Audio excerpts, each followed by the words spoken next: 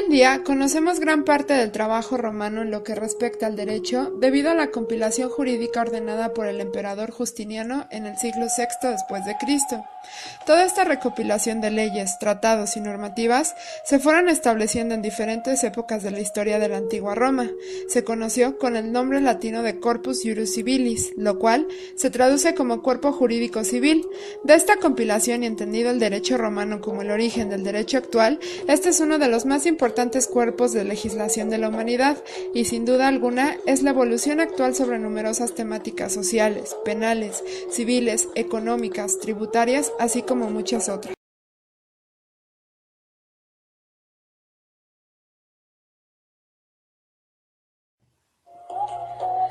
La monarquía fue la primera forma política del gobierno de la ciudad de Roma, desde el momento legendario de su fundación en el año 753 a.C.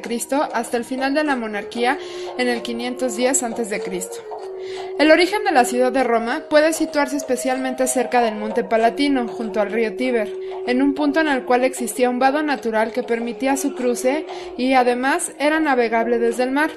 Este punto estratégico presentaba una ubicación fácil de defender respecto a la amplia llanura fértil que rodeaba el lugar.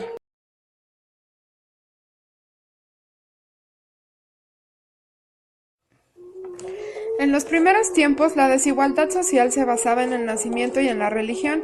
La sociedad romana presentaba dos grandes tipos de ciudadanos, los libres y los no libres. Dentro de los libres se encontraban los patricios. Eran los nobles romanos, una aristocracia formada por los descendientes de las familias fundadoras de Roma, la cúspide de la pirámide social, ya que patricio venía originalmente de pater familias, el padre o jefe de una familia. Además, participaban en la vida política de Roma y podían pertenecer al Senado. El segundo era el pater familias, era el dueño legal del hogar y de todos sus miembros, en una sociedad patriarcal típica de la antigüedad. Él era el que trabajaba para sostener la casa y tomaba las armas en caso necesario para defenderla, y por tanto era la pieza sobre la que giraba toda la familia. Era el que tenía la responsabilidad de dirigirla de manera adecuada a sus intereses, ejercía la patria potestad por la cual era la ley dentro de la familia y todos los demás miembros debían obediencia a sus decisiones. La patria potestad no fue solo un hecho jurídico reglamentado, sino, como todo en Roma, una consecuencia de la tradición que los romanos seguían por considerar sagrada. Gracias a ello, el pater familias tenía el poder legal sobre todos los miembros de su familia, además del poder que le daba ser su mantenedor económico o su representante ante los órganos políticos de Roma.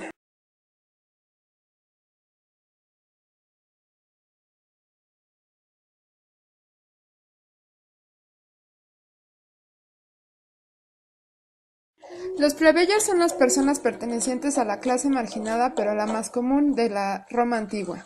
Los plebeyos, por ser de una clase social inferior, eran excluidos de los actos políticos. Por esto es que ellos establecieron normas como una sociedad para poderse regir. A estas se le llaman plebiscitos y son creadas por ellos y para ellos.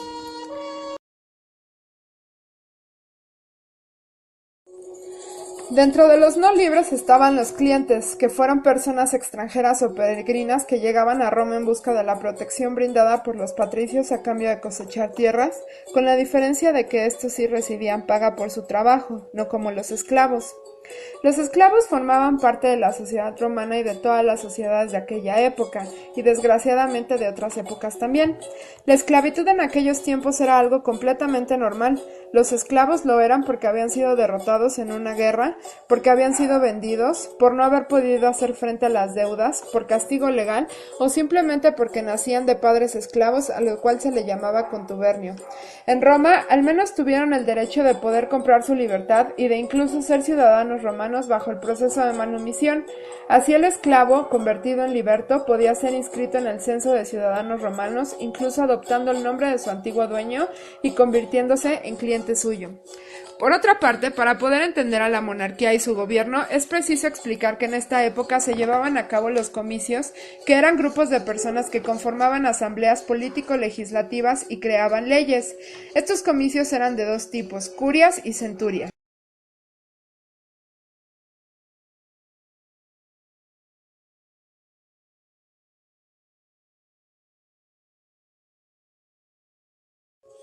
Los comicios por curias fueron 30 y cada uno tenía un paterfamilias. Cuando se iba a crear una ley, él hacía su votación dentro de su curia y llevaba el resultado donde se reunían los paterfamilias de cada curia. Para la aprobación de una ley se necesitaba el 50% de los votos más uno, es decir, 16 curias. Los comicios por centurias eran grupos de personas que estaban clasificadas por cuestión económica. Se formaron 193 centurias divididas en 7 clases. La clase en la que estabas dependía de cuántos haces tenías. Los haces en esa época eran la moneda de Roma. Los caballeros eran la sexta clase, pero a pesar de que estos tenían menos que otros, se encontraban por encima de otros, pues en ese entonces era un honor ser caballero. Todos los reyes, excepto Rómulo, fueron elegidos por la gente de Roma para gobernar de forma vitalicia y ninguno de ellos usó la fuerza militar para acceder al trono. El primer rey fue Rómulo, fundador de la ciudad de Roma, en el año 753 a.C. Rómulo comenzó a construir la ciudad sobre el monte Palatino. Después de la fundación de Roma, decidió poblar la ciudad aceptando todo tipo de gentes, refugiados, libertos, esclavos y prófugos. Como acto más importante durante su reinado, Rómulo seleccionó a 100 de los hombres más nobles para formar el Senado romano como un consejo consultivo para el rey. Estos hombres fueron llamados padres y sus descendientes se convirtieron en los patricios. Tras 38 años de reinado y una misteriosa tormenta que causó su desaparición, finalizó su reinado siendo reconocido como el primer gran conquistador, así como uno de los hombres más devotos de la historia de Roma. Sucediendo a Rómulo y siendo elegido por el Senado, el segundo rey de Roma fue Numa Pompilio. Su reinado estuvo marcado por la paz, prosperidad y la reforma religiosa. El rey construyó un nuevo templo para el dios Jano y el dios Vesta, consagró un altar en el Capitolio al dios de las fronteras Terminus, y se organizaron los Flamen, las vírgenes vestales de Roma y los pontífices, así como el Collegium Pontificum. Después de establecer la paz con los vecinos de Roma, cerró las puertas del templo de Jano para indicar que estaban en un estado de paz. Las puertas del templo se mantuvieron cerradas para el resto de su reinado. Numa Pompilio reformó el calendario romano ajustándolo para el año solar y lunar, así como mediante la adición de los meses de enero y febrero para que el número total de meses sea 12. El rey Numa Pompilio reinó durante 43 años. Tulio Hostilio es el tercer rey romano de la dinastía latina. Era sabino y hombre entrado en años cuando accedió al poder. Se parecía mucho a Rómulo en su conducta beliciosa y es por esto que crea el poder militar en Roma.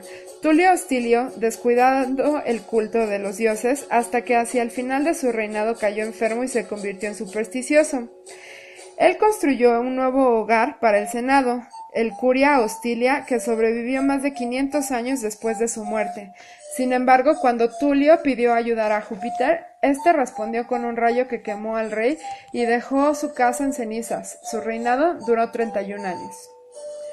Anco Marcio, al igual que Tulio Hostilio, seguía una conducta beliciosa y durante su reinado consolida el poder militar en obras públicas. Este rey llevó a cabo numerosos proyectos. Fortificó el Janículo, construyó un puente de madera sobre el río Tíber, el Pons Sublicius, fundó el puerto de Ostia para proteger el estuario del Tíber, construyó unas salinas, erigió la primera prisión de Roma para encerrar a los acusados hasta decidir qué hacer con ellos, y su reinado duró 24 años. Es recordado como uno de los más grandes pontífices de Roma.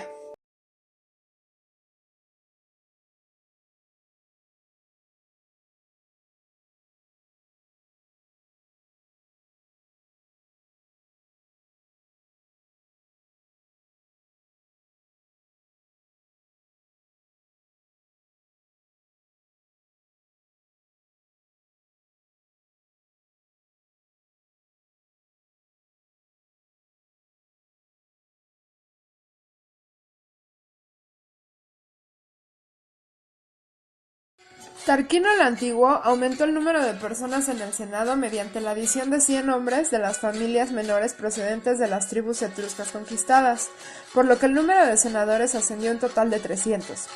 Entre esas familias estaba la familia de los Octavio y la familia del futuro primer emperador Augusto. También amplió el ejército duplicándole el número de efectivos hasta 6.000 infantes y 600 jinetes. Utilizó el gran botín obtenido en sus campañas militares para construir grandes monumentos en Roma. Desgraciadamente fue asesinado tras 38 años de reinado por los hijos de su predecesor, Anco Marcio. Su reinado es recordado además por haber introducido los símbolos militares romanos y los cargos civiles, así como por la celebración del primer triunfo. Servio Tulio se le recuerda con la reforma del ejército y también de los aspectos sociales y funciones del Estado. Él crea la llamada Reforma Serviana, que consistía en hacer un censo con el fin de llegar a una estimación del total de los activos personales de los ciudadanos romanos, utilizándolo como un indicador de la capacidad militar y económica de Roma. Servio Tulio fue asesinado por su hija Tulia en complicidad de su amante Lucio Tarquino, más tarde conocido como el Soberbio, Tarquinus Superbus. Tarquino el Soberbio es el último rey del periodo político romano llamado Monarquía Romana. Hay pocas fuentes supervivientes sobre el gobierno de Tarquino el Soberbio y es descrito como un tirano y dictador de la monarquía romana. Él dirigió gran parte de su atención a sus ambiciosos planes de guerra. El pueblo más adelante se rebeló como consecuencia de su hijo Sexto Tarquino violara a la virtuosa Lucrecia perteneciente a una importante familia noble del reino. Ese levantamiento resultó en el exilio del rey etrusco Tarquino el Soberbio y de su familia. Después de su reinado de 25 años y pasó a establecerse el gobierno republicano en Roma. Todos los esfuerzos para forzar su camino de regreso al trono fueron en vano. Él dejó dos hijos mayores, Tito Tarquino y Arunus Tarquino, quien fueron asesinados en el año 509 a.C. en una de las guerras de su padre. Para recuperar el trono, Tarquino murió en el exilio en Cumas, Campania, en 496 a.C.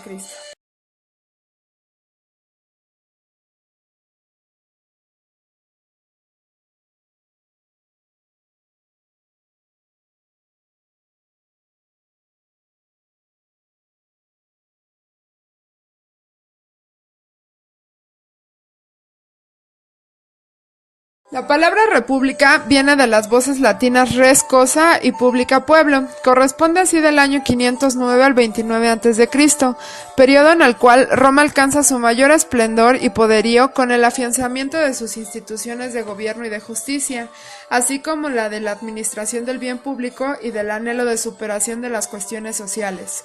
En esta época el ejército romano impone su autoridad y dominio en una extensa zona del mundo conocido que incluye tierras de Europa meridional, Asia Menor y África septentrional.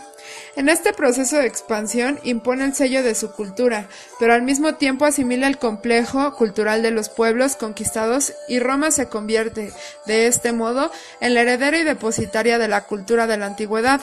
Sin embargo, si estos son los signos distintivos de un gran momento de su historia, también debemos anotar que la ambición por el poder y la riqueza se hizo presente en numerosos caudillos, que solo habrían de culminar ya con el establecimiento de un régimen imperial. La organización política de la antigua Roma, durante muchos funcionarios e instituciones propias del régimen monárquico desaparecieron, pero otras se adaptaron para servir mejor al gobierno del pueblo. De este modo, los organismos de gobierno fueron los cónsules. Fueron en número de 2, elegidos anualmente por la Asamblea Popular. Ejercieron casi los mismos poderes que le habían correspondido al rey durante la monarquía romana, o sea, la dirección suprema de paz y guerra, las consultas de los dioses, la convocatoria del Senado y de la Asamblea Popular, así como la administración de justicia. Los cónsules se controlaban mutuamente, siendo por ello difícil que uno usurpase el poder y se convirtiese en tirano. Al abandonar el cargo de cónsules debían dar cuenta de su gobierno ante la Asamblea. En caso de emergencia y de peligro nacional, se decretó que los cónsules debían nombrar a una persona con poderes absolutos llamado dictador. Este cargo debía cesar una vez terminado el peligro y en ningún caso podría durar más de 6 meses. El Senado, que ya había funcionado en la monarquía romana, ahora durante la República, no solo mantuvo su serie de atribuciones, sino que se afianció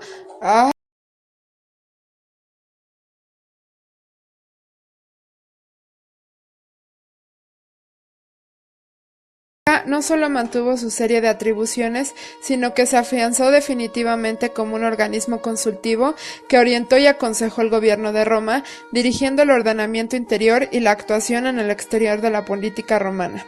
Las asambleas reciben también el nombre de comicios y fueron de 3 clases. La asamblea curial, reunión de patricios que comprendían de 30 curias, en cada una de las cuales se votaba por cabeza para obtener así la opinión de la mayoría, constituyó la asamblea más antigua.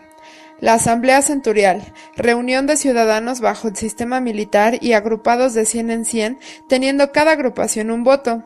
Se reunían en el campo Marte bajo la presidencia de los cónsules y dictaban las leyes, tenían a su cargo la elección de los mismos cónsules. La asamblea tribal era la reunión de la plebe, pero agrupaban en tribus. Su acuerdo tenían fuerza de ley y se llamaban plebiscitos. Además, dentro de sus atribuciones durante la República, se contaba la de nombrar a los tribunos de la plebe. La sociedad en Roma estaba dividida en gens. Era una agrupación civil o sistema social de la antigua Roma. Cada gens comprendía varias familias, por lo que sus integrantes eran gentiles entre sí y estaban dirigidos por varios paterfamilias. La gens podría definirse como un conjunto de familias que descendían o creían descender de un antepasado común, vinculadas por un parentesco más o menos lejano, que tenían sus divinidades, sus costumbres y su territorio. La gens constituye una asociación política y económica. Cada gens tenía su propia divinidad protectora, sus costumbres particulares, vigilando a la gens para que estos mores sean respetados, pudiendo excluir del grupo mediante la notae gentilicia a quien contraveniere dichas normas. La gens era un cuerpo jurídico perfectamente organizado, reinando entre sus miembros un espíritu de solidaridad y de asistencia mutua.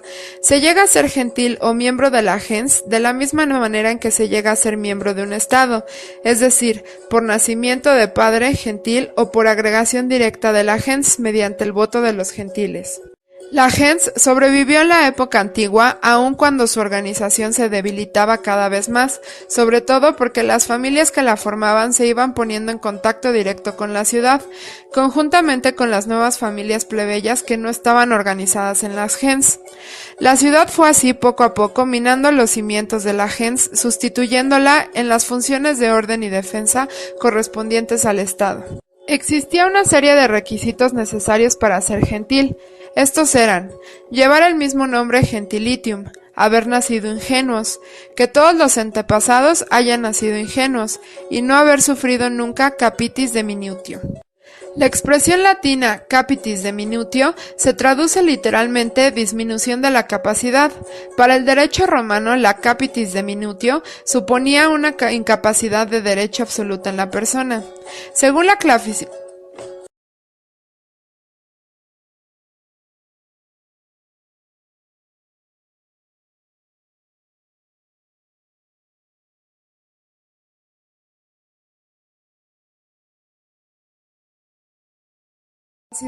para el derecho romano, la capitis diminutio suponía una incapacidad de derecho absoluta en la persona. Según la clasificación que era el jurista Gallo hace en sus instituciones, existirían 3 tipos de capitis diminutio.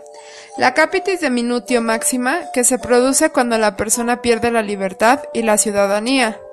La capitis diminutio media, que se produce cuando una persona pierde la ciudadanía sin perder la libertad. Y la capitis diminutio mínima, aunque la ciudadanía y la libertad se conserva, el estado del hombre ha cambiado, lo que ocurre con aquellos que son adoptados.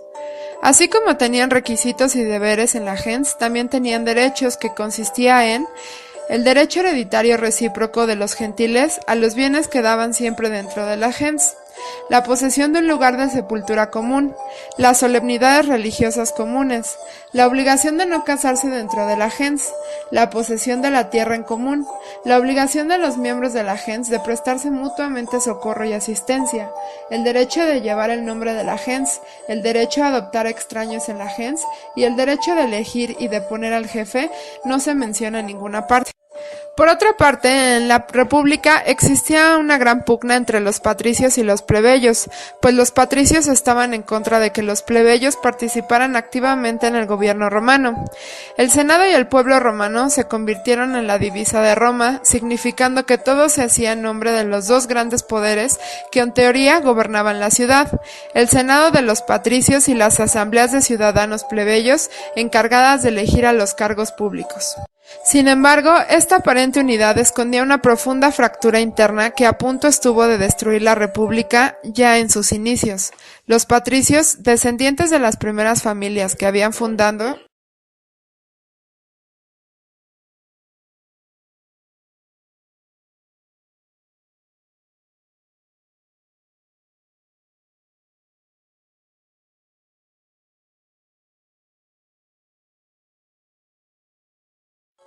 ciudad junto a Rómulo, disfrutaban de numerosos privilegios, solo ellos podían formar parte del Senado y solo ellos podían desempeñar cargos públicos. Los patricios en el Senado hacían las leyes, los patricios como cónsules las ejecutaban, y los patricios eran también los jueces que castigaban a los infractores de la ley. A los plebeyos que pagaban sus impuestos y acudían al ejército cuando se les convocaba, tan solo les correspondía reunirse cada año para elegir a los magistrados entre los candidatos que presentaban los patricios.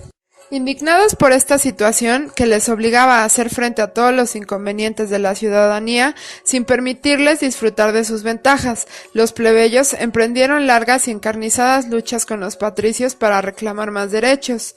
Los plebeyos ganan la pugna y logran ser representados por dos plebeyos magistrados llamados tribún y plebe.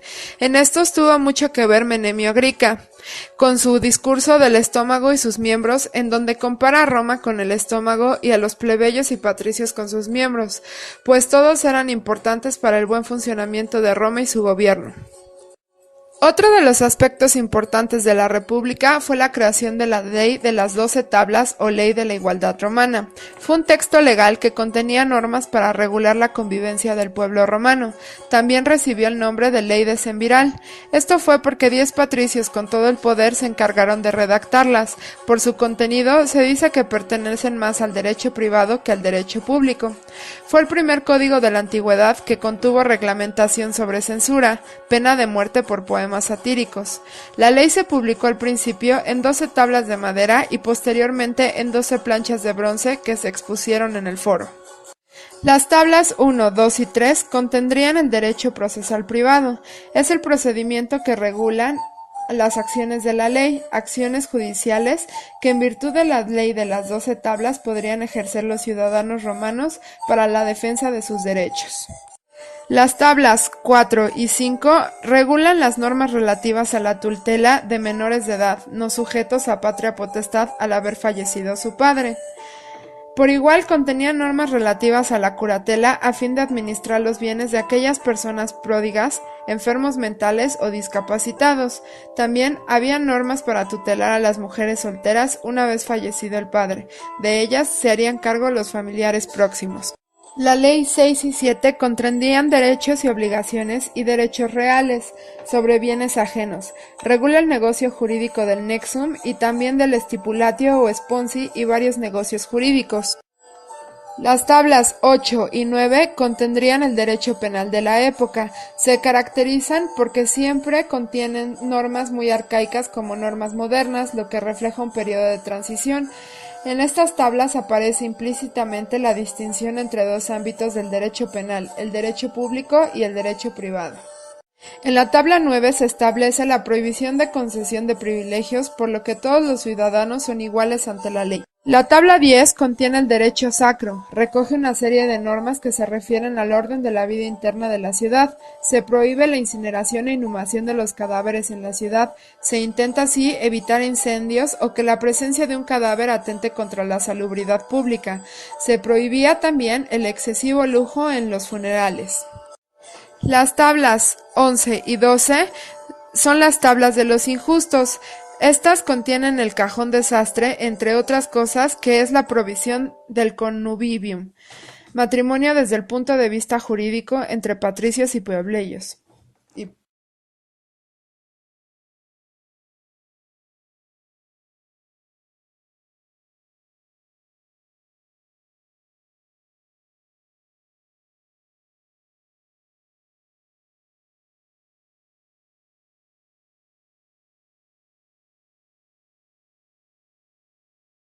Cosas es la prohibición del matrimonio desde el punto de vista jurídico entre patricios y plebeyos. Los cónsules eran magistrados. Estas dos tablas no llegaron a presentarse a los comicios. Las tablas 11 y 12 no se les puede agrupar bajo el mismo derecho. La tabla 11 se relaciona con el derecho penal, con especial hincapié en lo criminal, y la tabla 12 con el derecho privado.